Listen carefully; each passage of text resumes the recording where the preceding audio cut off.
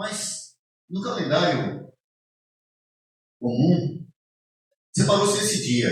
E essa é uma oportunidade riquíssima para os cristãos do mundo inteiro relembrarem o porquê estão aqui, como chegaram aqui, como nós temos sido fortalecidos, como nós temos sido comprados, como a graça de Deus tem nos sustentado até aqui.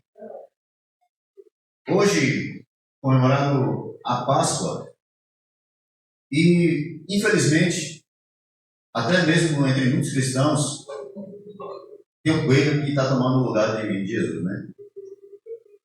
Tem festas que estão tomando o lugar da reflexão. Há muito comer, muito beber, muito se divertir, muito descansar e pouco refletir. Infelizmente, nós somos a geração do entretenimento. Gostamos de coisas que nos divirtam. E todo feriado para nós é um especial motivo para sair e nos divertir. Mas esse poderia ser um dia de reflexão, um dia de repensar sobre nossos caminhos e de relembrar, não os nossos só caminhos, mas também aquele que foi cantado aqui nesta noite, a Via Dolorosa, o caminho que Cristo fez de Jerusalém ao Gólgota. Nessa noite, meus irmãos, eu quero convidá-los a pensarmos sobre a excelência, a glória da Páscoa. Mas mais do que um momento aqui, eu vou chamá-los a atenção porque eu não vou dar-los agora no texto que será lido, que será tema. Porque nós vamos começar em Gênesis e vamos terminar em Apocalipse hoje. Eu espero conseguir fazer isso. Mas a gente tem até amanhã, né? A Páscoa é até meia-noite, né? Então, dia de Páscoa. Ao final, nós vamos pensar e refletir sobre a grandiosidade da graça de Deus em nos ter resgatado até aqui e nos ter sustentado. Meus amados irmãos, a Páscoa significa passagem. Basicamente, ela é fundada ou é iniciada no capítulo 12 de Êxodo, verso 13. Capítulo 12 inteiro de Êxodo. O Senhor Deus ordena a Moisés que faça um sacrifício, que tome do sangue do cordeiro, que pinte os umbrais das portas, para que, ao passar o anjo da morte, que passará matando todos os primogênitos do Egito, que aqueles em quem houver o sangue nos umbrais, esses sejam poupados. Pois bem, este é basicamente o sentido da Páscoa. Esse é o ponto onde a Páscoa é fundada, e é onde é dado não só aos judeus, mas a todos os cristãos, um dia de relembrar como Cristo nos redimiu de nossos pecados. Todavia, o problema do pecado não começou na Páscoa, não começou no Egito. O problema que nós deveríamos pensar hoje, que nós precisamos pensar hoje, é o problema do pecado. E o pecado não começa em Êxodo, não começa na saída do povo do Egito, não começa na morte de Cristo. Na verdade, a morte de Cristo é a consequência do pecado. Os problemas começam lá em Gênesis, capítulo 3, quando, depois de ter sido colocado o casal no Jardim do Éden e terem vivido perfeitamente por um longo tempo, eles então, enganados pela serpente e possuídos pelo diabo, eles pecam contra o Senhor. E tendo pecado contra o Senhor, então eles se escondem. Adão e Eva estão escondidos da presença do Deus que os criou e que os ama, porque eles erraram, eles pecaram. E devido ao seu pecado, eles então são condenados.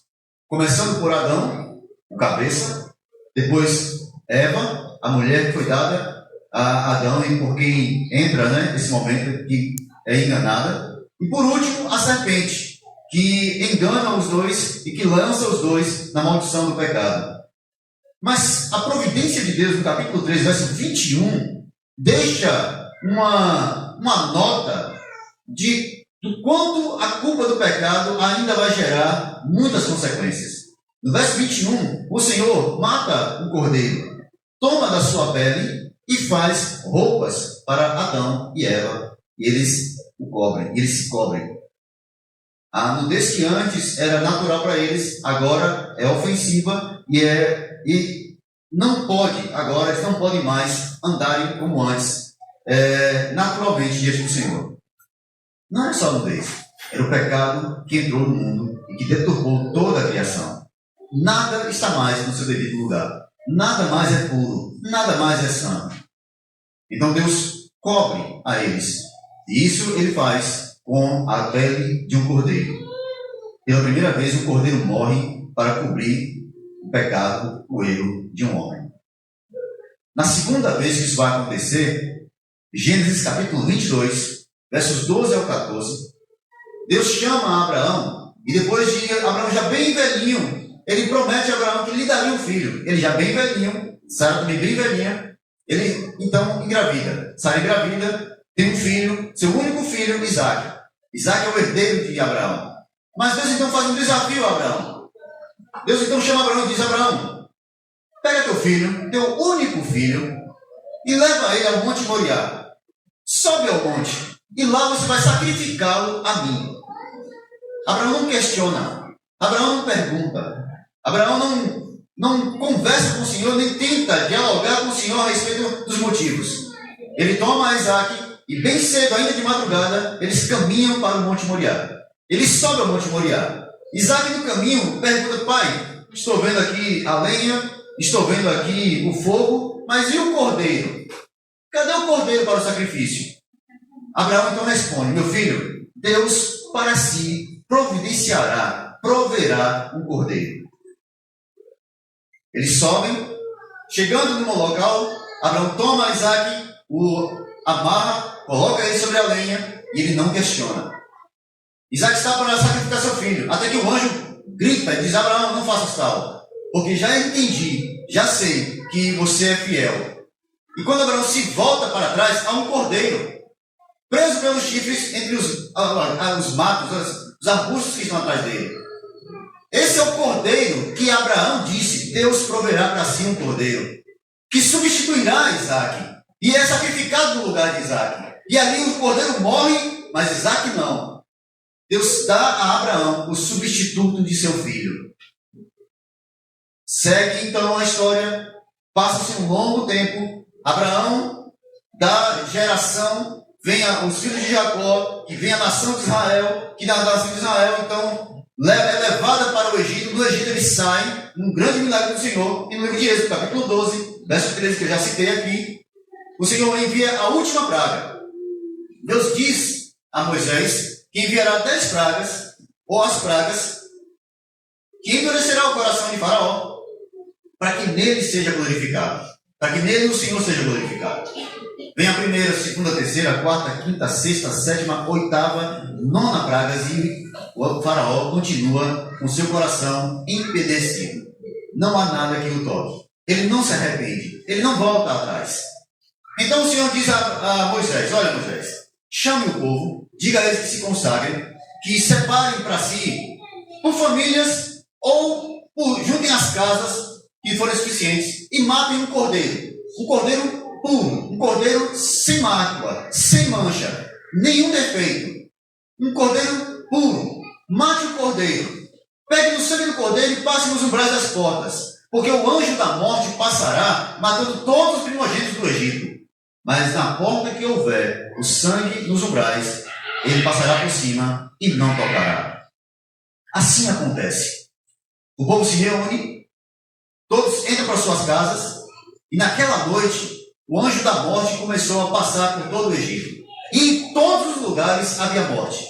No palácio havia morte, nos currais havia morte, nas casas dos egípcios havia morte. Mas lá no acampamento dos judeus, ninguém foi tocado, porque o anjo passou. E o Senhor, há uma expressão interessante no verso 13, porque ele diz: e quando eu passar por cima e ver o sangue, não tocarei nessa casa. Os primogênitos que estiverem nessa casa não morrerão. O próprio Deus, na pessoa do anjo que vai passando, não toca nos seus filhos por causa do sangue do cordeiro que está nos umbrais das portas.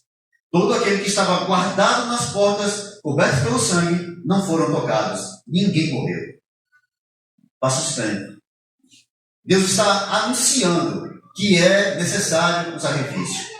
Todas essas parábolas vivas, todas essas histórias apontam para a necessidade que o homem tem de um sacrifício perfeito que o substitua diante de Deus, que o substitua por causa dos seus pecados. Então ele chega a Levítico, capítulo 17, onde o Senhor anuncia, literalmente, verso 17, verso 11, capítulo 17, verso 11, onde o Senhor diz, através de Moisés, que é necessário que se faça sacrifício do cordeiro, porque sem sangue não há remissão de pecados. O sangue é a vida, e eu a dou no lugar da vida de vocês. Será um substituto de vocês. Todas as vezes que vocês pecarem, todas as vezes que vocês vierem à minha presença, sacrifiquem o cordeiro, derramem o seu sangue, porque o sangue dele substituirá o sangue de vocês. A vida dele substituirá a vida de vocês. Isso nos mostra, irmãos, que o pecado não é apenas uma questão externa e de escolha, de gosto. O pecado tem sérias consequências. O pecado gera morte. Paulo disse isso. O salário do pecado é a morte. O pecado gera morte desde o Éden. O pecado gera morte desde o primeiro momento em que ele entrou na vida humana. O pecado gera morte durante toda a história da humanidade. Olhe ao seu redor e perceba aqueles que matam, que destroem. Todos eles pecam. Todos eles estão encharcados em pecado. Todos eles estão envolvidos completamente numa mente pecaminosa. O pecado destrói. Jesus falando aos discípulos, ele disse: o diabo não vem senão para roubar, matar e destruir. A arma do diabo é o pecado. Onde ele conduz o homem à morte é pelo pecado. O caminho para a morte é o caminho do pecado.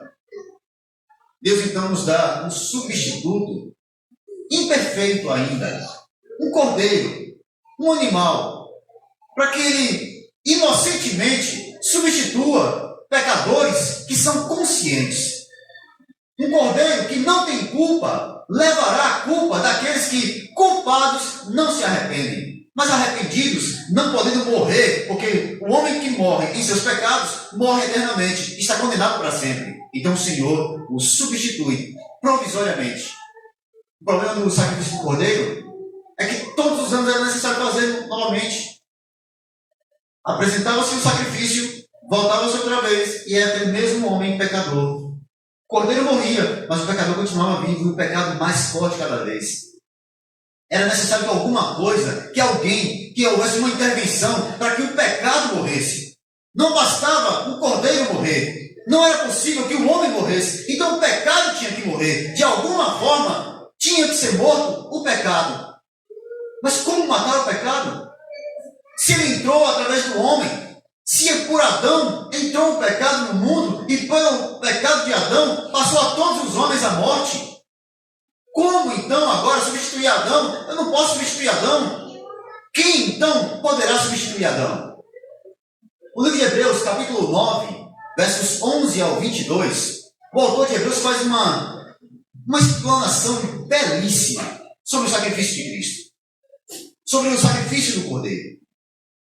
Ele mostra que, embora os sacrifícios fossem feitos anualmente, continuamente, os homens que sacrificavam eram imperfeitos e continuavam o pecado. Não havia substituição perfeita. No verso de número 12 ele diz: Cristo fez o sacrifício e entra no tabernáculo eterno, não por intermédio de sangue de bodes e novilhos, porém, mediante o próprio sangue.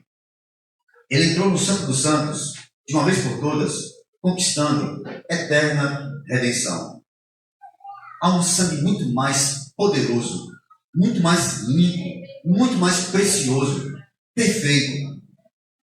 Há um que pode nos substituir, que pode nos remir de nossos pecados, que pode nos livrar da condenação eterna, que pode nos livrar dos laços, das correntes que nos prendem à morte no pecado.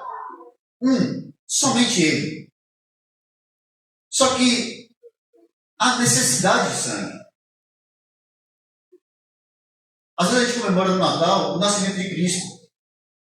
Mas entenda, o nascimento de Jesus está anunciado nesse mesmo livro de Gênesis que nós começamos, um pouquinho antes, versículo 15. Quando o Senhor diz: eu levantarei virá nascerá da semente da mulher, que esmagará a cabeça da serpente. Desde Gênesis capítulo 3, verso 15, o nascimento de Jesus é anunciado. Então o nascimento de Jesus não é um nascimento por si só. O Natal não é uma festa apenas por causa do nascimento de Jesus. Não é um bebê que vem ao mundo.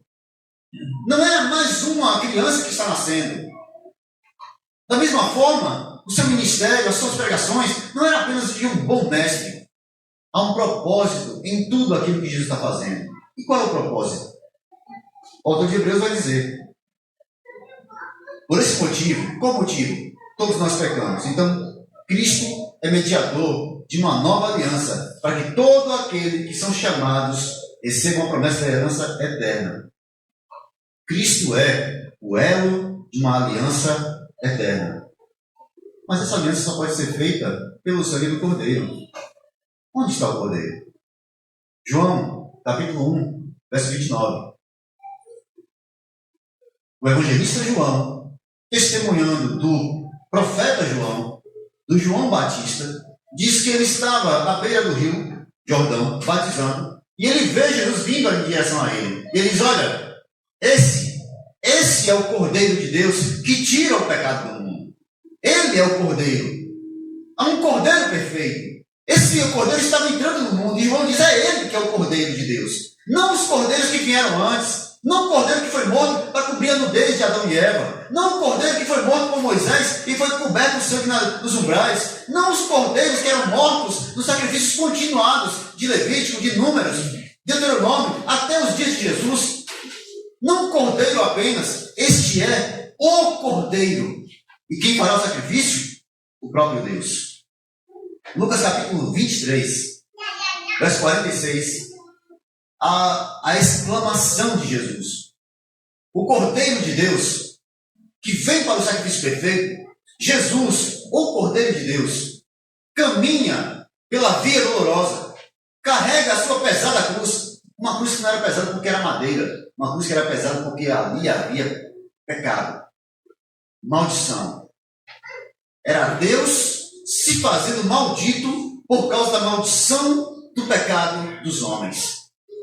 Era Jesus levando sobre si toda a nossa iniquidade. Era Jesus levando sobre si todas as nossas perturbações, todos os nossos pecados, toda a nossa falta de respeito a Deus. Jesus levava sobre si a maldição do pecado do mundo. Conforme Isaías 53, ele levou sobre si as nossas dores e as nossas enfermidades. Ela não está falando de doenças, falando. Porque as doenças, os apóstolos tiveram. Todos nós somos sujeitos. Mas há uma enfermidade que não tem cura. Há uma enfermidade que nenhum médico no mundo pode tratar. Pecado. O antídoto para esse veneno não está nos laboratórios. O antídoto para esse veneno não está nas farmácias. Você não encontra respaldo, resposta, cura para esse veneno tão terrível que foi inoculado em nossa corrente sanguínea, lá no Jardim do Éden. Ele não pode ser tirado por nenhum tratamento médico, por nenhum tipo de tratamento apenas social. Ele está entranhado em nossa alma. É como um câncer que corrói a alma do homem. E como tratá-lo? E como curá-lo? Isaías diz: o Cordeiro de Deus levou sobre si as nossas enfermidades. Essa doença maligna foi lançada sobre Cristo. E em Cristo ela morre. Na morte de Cristo, a morte morreu. Na morte de Cristo, o pecado morreu. Na morte de Cristo, Satanás foi derrotado por toda a eternidade. Aquilo que parecia uma morte terrível, uma vitória para o mundo, afinal de contas, o mundo teve Deus em suas mãos e o matou. Logo agora estamos livres. O sonho de Nietzsche, né? Matar Deus. Mas acontece que, como é que pode ser morto príncipe da vida?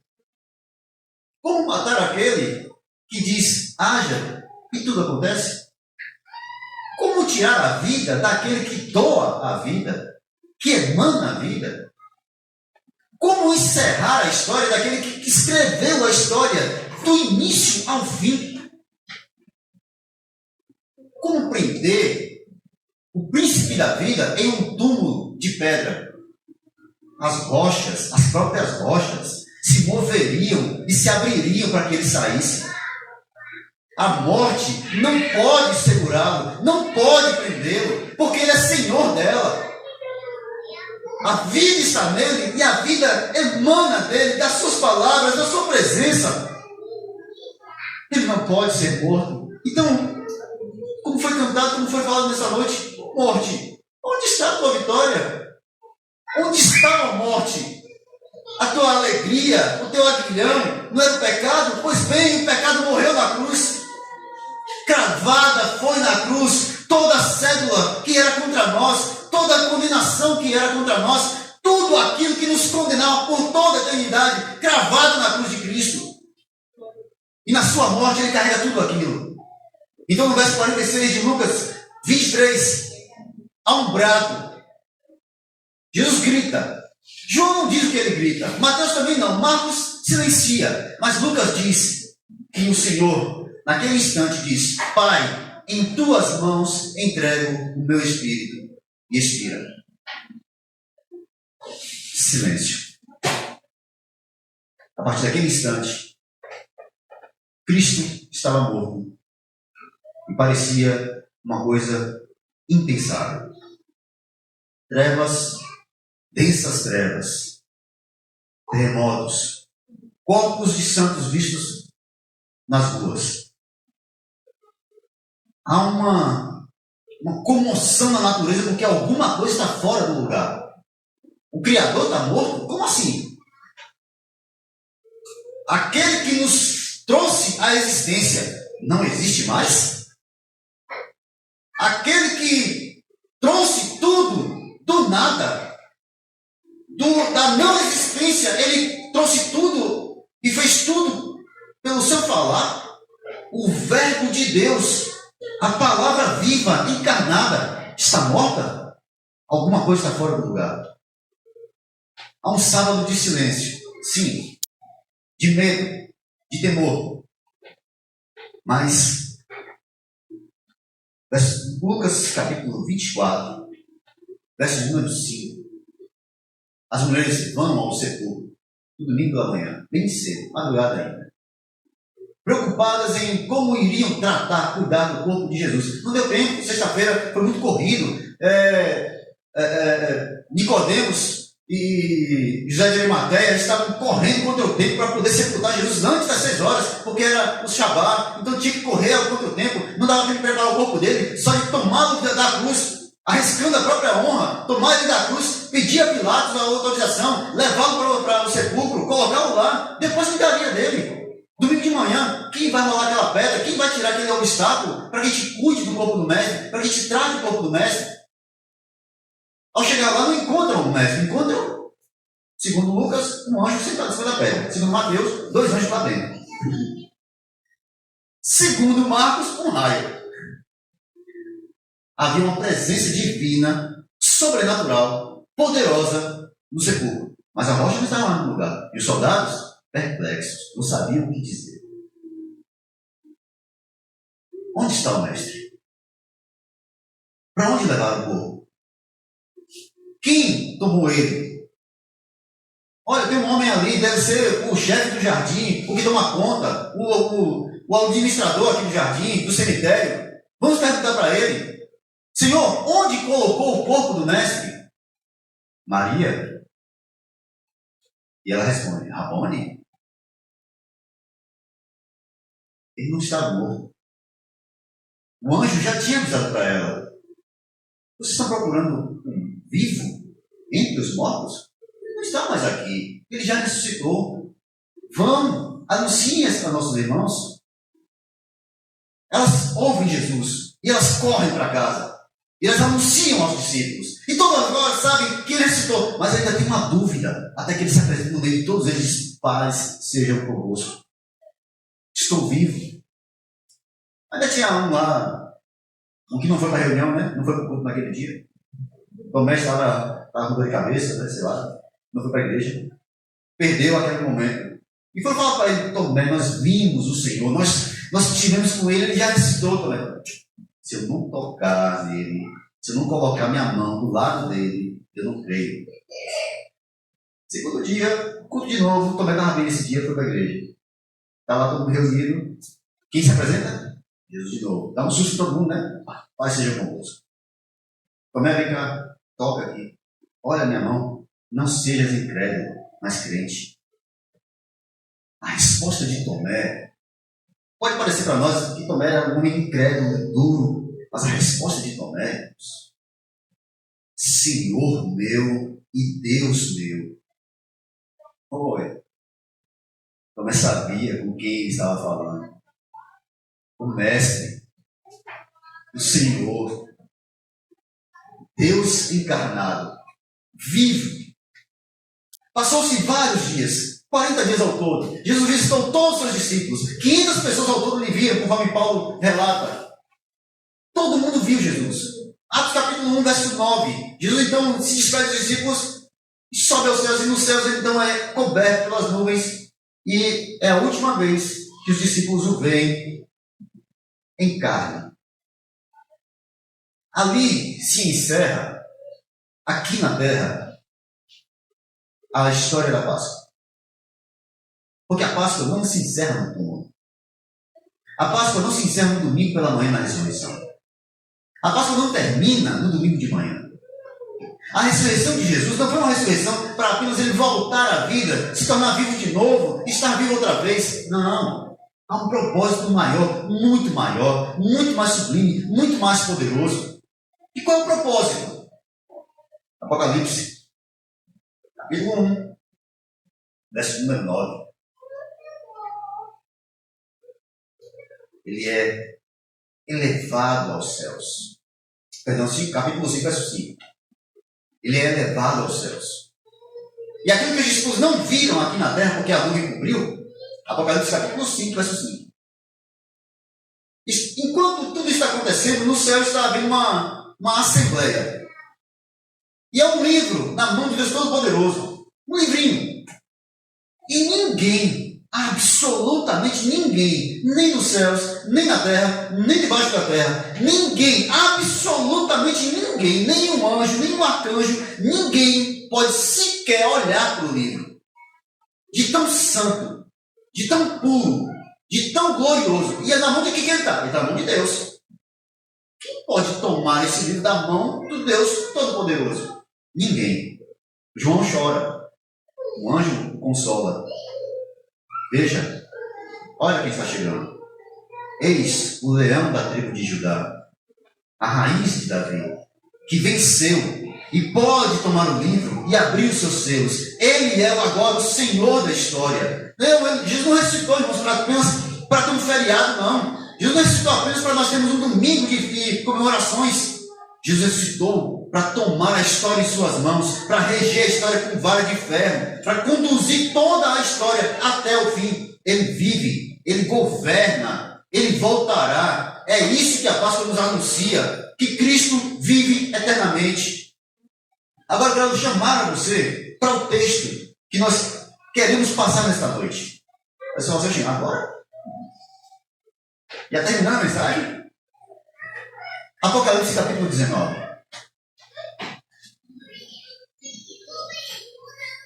O texto de Apocalipse capítulo 19 é o ápice desse governo. É o ápice dessa glória do Cristo que ressuscitou e governa para sempre. Havendo passado esses acontecimentos, ouvi no céu uma voz grave que anunciava: Aleluia! A salvação, a glória e o poder pertencem ao nosso Deus, porquanto verdadeiros e justos são os seus juízos.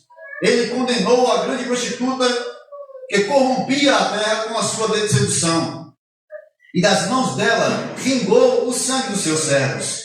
E mais uma vez, a multidão reunida exclamou: aleluia! A fumaça dela sobe para sempre, pelos séculos dos séculos. Então, os 24 anciãos e os 4 seres viventes prostraram-se e adoraram a Deus, que está sentado no trono, e exclamavam: amém, aleluia! E do trono partiu uma voz que conclamava: louvai o nosso Deus, vós, todos os seus servos, e vós que o temeis, tanto pequenos como grandes. Então, houve algo semelhante ao som de uma grande multidão, como o estrondo de muitas águas, e poderosos trovões que bradava: aleluia, porquanto o Senhor nosso Deus, o Todo-Poderoso, já reina. O cântico no céu. Passado o tempo de uma tribulação ferrenha, a besta dominando, a besta governando, o anticristo governando, os santos são mortos, os santos são perseguidos, e alguém diz: mas onde está o Senhor, o governante, o soberano, o rei, o que ressuscitou e reina para sempre? Então, os céus, conclamados, juntos, cantam, adoram, louvam ao Deus que conduz toda a história, que conduz tudo o que acontece. E agora ele conduz para o final, o grande final, o final esperado por todas as gerações, desde os dias de Adão, desde os dias dos homens mais simples, quando o pecado entrou no mundo. Todos anseiam, todos desejam por esse dia, pelo dia em que o Senhor finalmente encerrará a história, que o Senhor finalmente manifestará a sua glória, julgará as nações e manifestará o seu reino poderoso e eterno. Cristo ressuscitou para reinar eternamente. Aleluia. Todo o exército dos céus louva a Deus. Observe que o cântico começa de fora para dentro, ou seja, de longe, de distante do trono para perto do trono. Primeiro, uma voz grave que anuncia que há um aleluia que sai de alguém dos céus, uma voz que sai do céu. Depois, uma multidão reunida, provavelmente aqui a multidão reunida é a multidão dos anjos reunidos, que anuncia: louvado seja o Senhor, aleluia, mais uma vez. Depois, os 24 anciãos, os 4 animais, aqueles seres que rodeiam o trono, também anunciam glória a Ele, aleluia, amém. E por fim, do próprio trono, sai uma voz que diz: aleluia, louvem o nome do Senhor. Os céus, irmãos, toda a criação convoca os santos para adorar ao Senhor, para louvar a Deus, para manifestar ao mundo a sua glória. Às vezes nós perdemos, irmãos, a percepção de que nós não estamos aqui na igreja cantando apenas para nós mesmos. Nós não estamos aqui participando de uma reunião como outra qualquer. Entenda, enquanto estamos reunidos aqui, também é uma reunião nos céus. Enquanto nós louvamos a Deus aqui na terra, há louvores também nos céus. O nosso louvor ecoa. E olha, no versículo 6, no versículo 7, perdão, os santos são convocados para participar dessa adoração. Observe: alegremos-nos, exultemos e demos glória a Ele, porque chegou a hora das bodas do Cordeiro e sua noiva já está preparada. Para vestir-se, foi providenciado um linho fino, puro, resplandecente. O linho fino representa os atos de justiça dos santos. A igreja, santificada em Cristo, coberta pela santidade de Cristo, revestida pela pureza de Cristo, representada aqui por vestes de linho fino, branco e puro, que é glória, que é santidade, que é pureza. A igreja, essa igreja gloriosa, é convocada. Cantem, louvem a Ele, glorifiquem a Ele, junto com os anjos, junto com os anciãos, junto com todo o trono, todos os céus, toda a terra, convocados para adorar o Senhor. Não é assim que o salmista chama também? Louvai ao Senhor, vós, anjos poderosos. Louvai ao Senhor, vós, toda a criação, animais de todas as espécies. Louvem ao Senhor, louvem o seu Criador. Louvem todos vocês, adorem a Ele, reconheçam a glória dEle, a santidade dEle, o poder dEle. Vejam como Ele é glorioso. Conduzir toda a história. controla todos os atos, escreve todos os detalhes, não se esquece dos seus servos, não abandona a sua igreja, não nos deixa ao léu, antes nos conduz juntos para estarmos nesse grande dia. E tudo isso começa na ressurreição do nosso Senhor. Tudo isso é possível porque Cristo ressuscitou. E na sua ressurreição, Paulo diz, ele assentou-se no trono, mas nós nos assentamos com ele. Nós já reinamos com ele. Nós, ainda que não seja perceptível, já estamos entronizados com Cristo. Irmãos, Deus é aquele que fala das coisas que ainda não são visíveis, como se elas tivessem acontecido, porque para ele já aconteceu. Lá no princípio, ele anuncia o fim. Lá na eternidade passada, quando nada mais existia, somente a santa eternidade, já estava tudo prontinho, preparado. Lembra-se da frase de Jesus, ao falar sobre os servos, o juízo final, quando ele separa as ovelhas dos bodes e diz para as ovelhas, ele chama e diz: vinde, benditos de meu Pai, possuam por herança o reino que está preparado para vocês desde quando? Desde a fundação do mundo. Lá em Adão, irmãos, a nova Jerusalém já estava preparada. Lá em Adão, o novo céu e a nova terra já estavam preparados. Lá em Adão, Deus já havia nos remido, nos comprado, nos limpado de nossos pecados para nos colocar num lugar que Ele preparou para nós. Venham, benditos de meu Pai, possuam por herança esse reino. E você pode dizer assim, ora, mas onde está o Cordeiro? Onde está Jesus ressuscitado? Porque nós vimos aí os anjos cantando, nós vimos uma convocação para a igreja, mas cadê o Cordeiro? Cadê o Senhor? Verso número 9. Então o anjo ordenou, escreve, bem-aventurados que são chamados ao banquete das núpcias do Cordeiro. O Cordeiro já glorificado, o Cordeiro já entronizado, ele agora se apresenta como noivo. A igreja é a noiva. E se você voltasse um pouquinho, você vai ver que, por várias vezes, Jesus se refere aos seus servos, ao seu povo, à sua igreja, como sua noiva, como o noivo e a noiva. Mateus capítulo 25, versos 1 ao 13, ele nos conta a parábola das virgens. As virgens ali são as noivas que vão se encontrar com o noivo.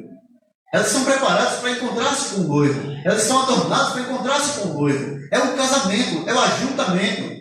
Apocalipse capítulo 3, verso 5, a igreja de Sardes, ela é convocada para vencer. E aos vencedores é prometido que serão vestidos de vestes brancas para entrar nas bodas, para participar, as vestes nupciais, as roupas nupciais, para participar com o Cordeiro.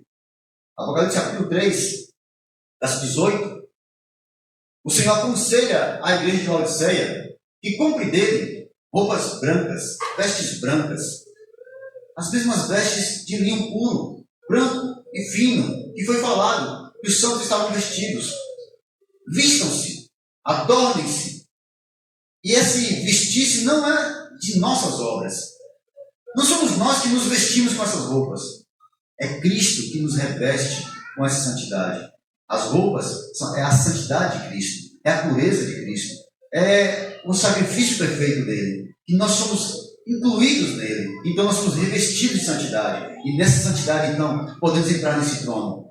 O Cordeiro que venceu, o Cordeiro que tomou a posse do trono, agora prepara a sua noiva. Ele agora promete que nos levará para si mesmos. Não, a ressurreição não terminou no túmulo, não parou lá em Jerusalém, não foi apenas um espetáculo para o mundo, é o início de uma nova vida, de uma vida eterna. E não só de Cristo, mas de sua igreja. Como Cristo ressuscitou, nós também seremos ressuscitados. Como Cristo subiu dos mortos, nós seremos trazidos também outra vez. Quando, enfim, houver a finalização da história, quando a última trombeta tocar, conforme Paulo fala aos Coríntios, ao tocar da última trombeta, seremos transformados, ouviremos o Senhor, subiremos ao seu encontro e estaremos para sempre com Ele. E onde está a vitória? Dos versos 11 até o verso de número 14, há uma expressão maravilhosa do Jesus que ressuscitou e que agora é Rei dos Reis e Senhor dos Senhores. Não é mais o carpinteiro. Não é mais o homem sofredor carregando uma cruz. Aquele homem que Pilatos escarneceu, dizendo: olha, você não sabe que eu tenho poder sobre sua vida? Eu tenho poder de salvar você, eu tenho poder de libertar você. Aquele homem que os judeus disseram: ora, você não disse que levantava o templo em 3 dias? Vai, desce da cruz. Aquele homem que estava sendo escarnecido pela multidão, que passava e cuspia nele. Aquele homem, Nazareno, um galileu, que estava achando que era alguma coisa, mas que sob o poder do Sinédrio, sob o poder do Império Romano, foi morto, foi crucificado entre 2 criminosos, porque ele também era um criminoso. Ele é só mais um criminoso, é só mais um que se levanta para tentar trazer turbulência aqui ao Império Romano, para criar problema ao governo romano. Coloque ele entre os outros criminosos. Não mais melhor ainda, para aumentar a humilhação dele, substitua o pior dos criminosos que nós temos aqui por ele. Tira Barrabás, coloca Cristo. Solta Barrabás, crucifica ele. Aquele homem que foi trocado por um assassino, confesso, que tomou a cruz que não era dele. Aquele homem que, suspirando, agonizando, buscando ar na cruz, porque a cruz mata por asfixia, buscando ar e não encontrando mais, aquele homem que agoniza na cruz antes de morrer, que ainda tem tempo de preparar ali uma mãe para um filho para a mãe. João, eis aí tua mãe. Maria, eis aí o teu filho. Que ainda na cruz tem tempo de evangelizar pela última vez, de pregar pela última vez. O ladrão se arrepende e diz: mestre, Senhor, lembra de mim quando entrar no teu reino? E ele diz: hoje ainda você estará comigo no paraíso. Aquele que exclama a dor mais profunda que ele poderia ter sentido quando diz: Pai, por que me abandonaste? Sozinho. Só ele. Não há discípulos. Não há amigos. O Pai também não está. Está sozinho agora. E a maldição cai sobre ele. Não. Aquele não é o fim do Senhor. Aquele não é o fim do Mestre Jesus. Aquilo foi necessário. Mas vejam quem ele é. Capítulo 19, verso 11. Eu vi o céu aberto, é João contando. Foi o nome, foi João. E eis um cavalo branco. O seu cavaleiro se chama Fiel e Verdadeiro. Julga e peleja com justiça. Os seus olhos são como chamas de fogo. A sua cabeça há muitos diademas. Tem um nome escrito que ninguém conhece, senão ele mesmo. Está vestido com um manto tinto de sangue. E o seu nome se chama o Verbo de Deus. E segue a ele os exércitos que há no céu, montados em cavalos brancos, com vestiduras de linho finíssimo, branco e puro. Da sua boca sai uma afiada espada, para com ela ferir as nações, e ele mesmo regerá com um cetro de ferro. e pessoalmente ele pisa o lagar do vinho do furor da ira do Deus Todo-Poderoso. Tem no seu manto e na sua coxa um nome escrito: Rei dos Reis e Senhor dos Senhores. Amém. Quem está vindo aí? O Rei soberano. A besta tinha 7 cabeças e 10 chifres. Em cada 10 chifres, uma coroa, um diadema. Jesus, ele não tem 10 coroas. Ele não tem 5 coroas. Ele não é rei de 5 nações. Ele tem muitas coroas, porque ele reina sobre toda a existência. Ele reina sobre todos os povos, todas as nações. Todos os povos virão a ele e serão regidos por ele. Ele não reina sobre uma nação, ele reina sobre o mundo inteiro, sobre o universo inteiro, sobre os céus, sobre a terra, sobre o inferno. Ele reina absoluto. Onde está aquele homem ensanguentado da cruz? Não é ele mais. Agora é um homem, é um Deus, é o Rei dos Reis, Senhor dos Senhores, montado no seu cavalo branco, acompanhado de exércitos. E aqui está no plural, irmãos. E quando a Bíblia coloca o negócio no plural, tu pode contar muitas vezes. Porque está exércitos dos céus. Um plural majestoso. Há um plural aqui que demonstra que a glória, a grandiosidade desse exército é tão grande, é tão poderoso, é tão magnífico, que não é possível contabilizá-lo. Não é possível visualizá-lo. Há uma multidão incontável de seu exército que o acompanha. Todos eles montados em seus cavalos brancos. Não estou dizendo aqui, irmãos, que isso é literal. É uma cena muito bonita, né? Se nós vemos isso acontecer.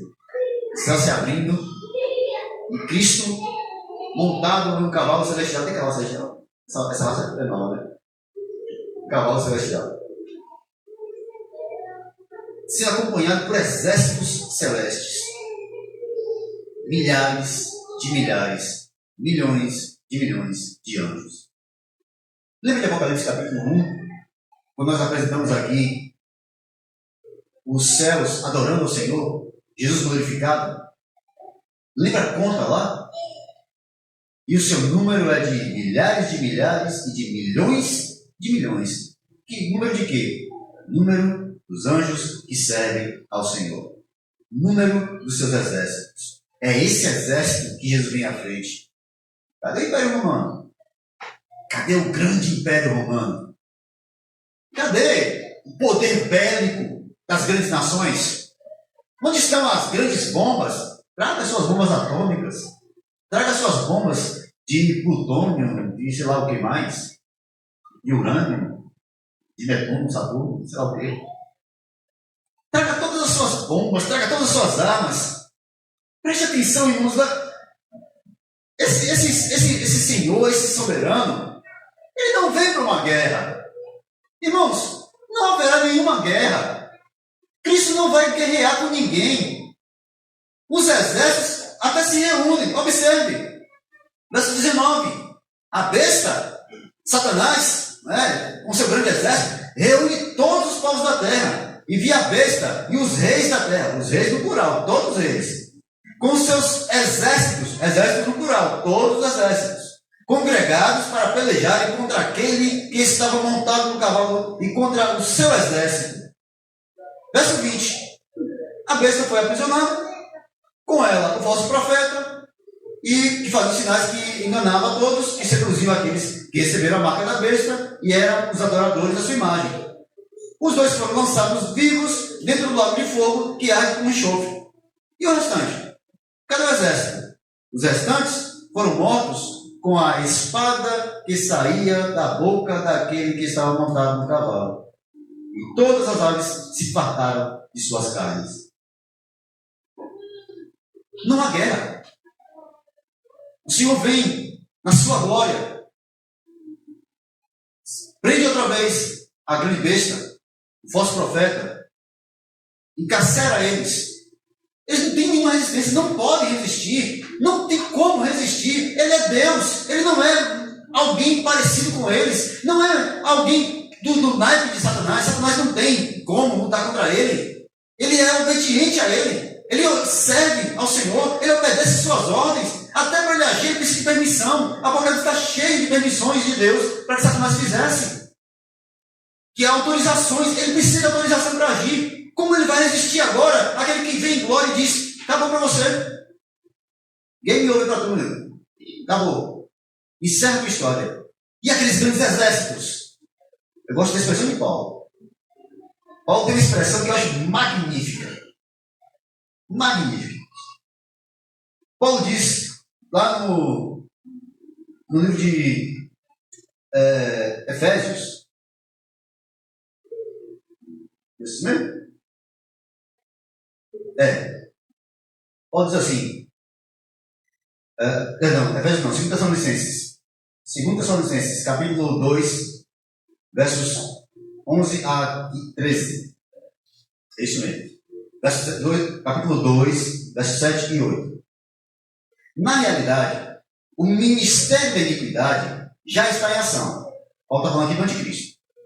Restando tão somente que seja afastado aquele que agora o detém. Quem detém o anticristo é Deus.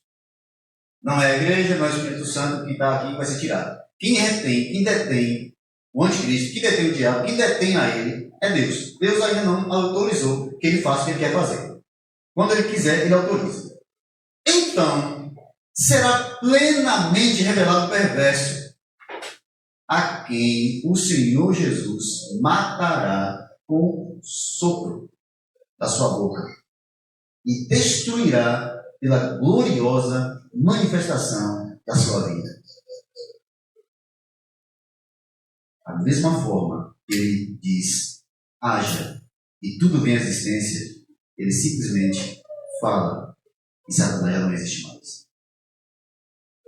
Ele simplesmente ordena e já não há besta, já não há anticristo, já não há Satanás.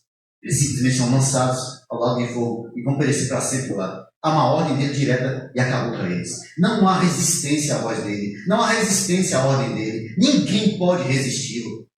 Esse, irmãos, é o Cristo que foi morto no dia da Páscoa, mas que, ressuscitado ao terceiro dia, sobe aos céus, se assenta no mais alto dos tronos, reina poderosamente e virá para consumar a história, para encerrar a história. Mas e nós? Sua igreja, onde nós estaremos? Ora, estaremos nas bodas do Cordeiro. Quando ele encerrar a história, haverá, eu não sei como é que é esse nome, mas há um jantar preparado. Há um jantar farto. Há um jantar feliz. Há um jantar onde se assentam à mesa com Abraão, Isaac e Jacó. E quem estará sentado lá? Ô, gente, eu olhei a seca. Pensa aí. Eu não tenho problema nenhum em sentar lá na última cadeira. Vou ganhar Abraão de novo, não tem problema. Estaremos assentados à mesa com o Cordeiro. A visão disso, se isso não te encanta, se isso não te consola, se saber que o teu Senhor, o mais poderoso de todos os seres, de toda, não sei, mas o mais poderoso, o que é, aquele que verdadeiramente é, aquele que verdadeiramente vive. Todos nós vivemos por causa dele, mas ele vive por si só. Todos nós somos libertos por ele, mas ele é livre por ele mesmo. Todos nós agimos de acordo com a bondade dele, mas ele é bom por ele mesmo. Ele age por ele mesmo, ele faz por ele mesmo. Ele é Senhor dele mesmo. Ele não deve nada a ninguém. Mesmo assim, ele nos chama, nos convoca para estar à mesa com ele. Amados irmãos, por mais tribulações que você sofra nesse mundo, por mais que o mundo possa ser tenebroso, e é, por mais que a vida possa ser extremamente complicada e difícil, por mais que o pecado seja muito atraente, por mais que você possa ser seduzido pelas coisas desta vida, lembre-se, nada, absolutamente nada, é comparável com aquilo que nós veremos, teremos e viveremos. se há ainda alguma coisa, meu querido, no teu coração, em tua vida, que te distancia, que cria qualquer tipo de obstáculo, entenda. A cruz é a última estação do pecado. O pecado te acompanha até a cruz. Da cruz para lá não tem como ela te acompanhar mais. A escravidão só vai até a cruz. Na cruz ela quebra. As correntes se quebram. E a partir da cruz é só um caminho, mesmo doloroso, mesmo difícil, mesmo com muitas pedras, com muitos espinhos, mas é um caminho para a glória. É um caminho para os céus. É um caminho para estar com Cristo eternamente. O que você faria? Como você correria se soubesse que há um prêmio extraordinário te esperando no final da corrida? Paulo diz, olha, o pessoal lá no estádio corre por um prêmio que vai se corromper. Há uma música de Marcos Antônio, que ele fala das 3 coroas, né? Todo mundo conhece a música dele.